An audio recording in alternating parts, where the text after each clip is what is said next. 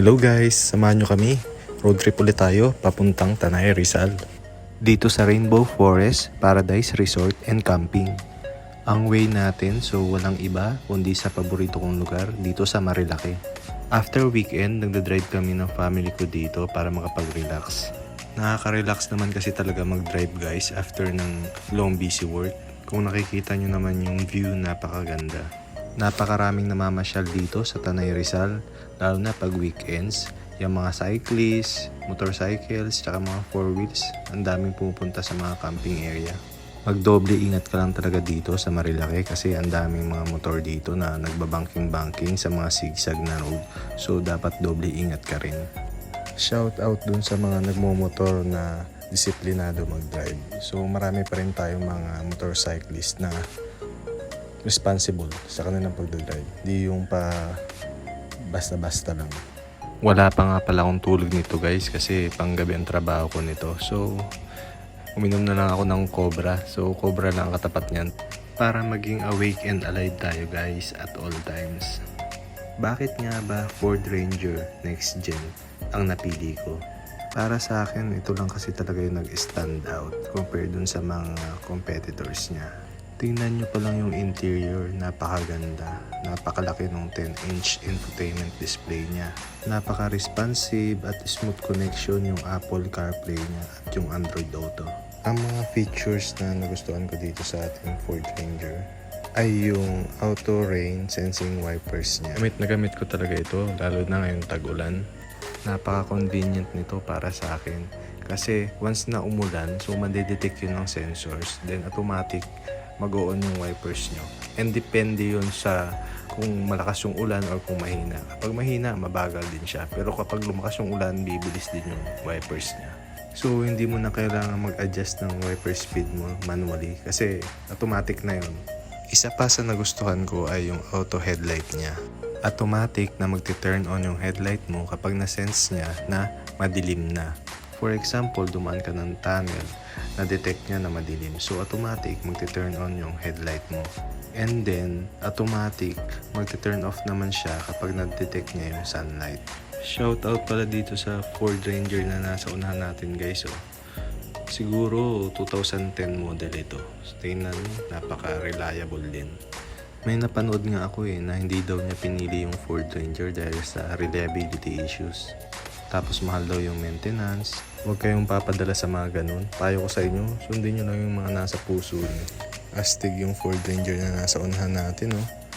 Kahit pataas, kayang-kaya niya. Kahit luma na.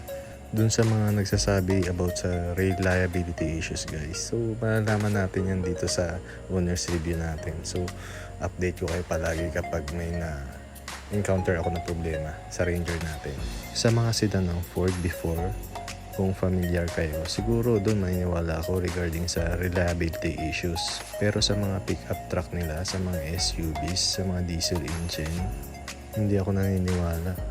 Napakaraming Ranger dyan at Everest sa kalsada.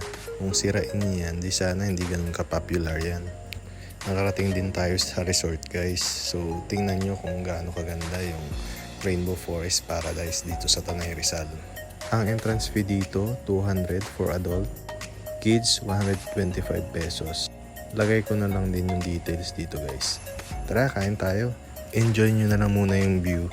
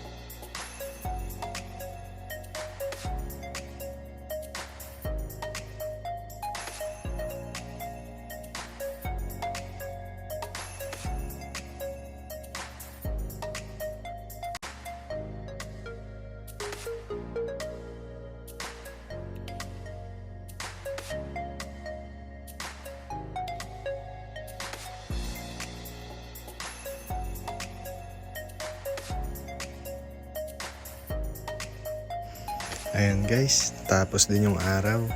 Uwi na tayo. Salamat sa panonood. Hanggang sa muli. God bless.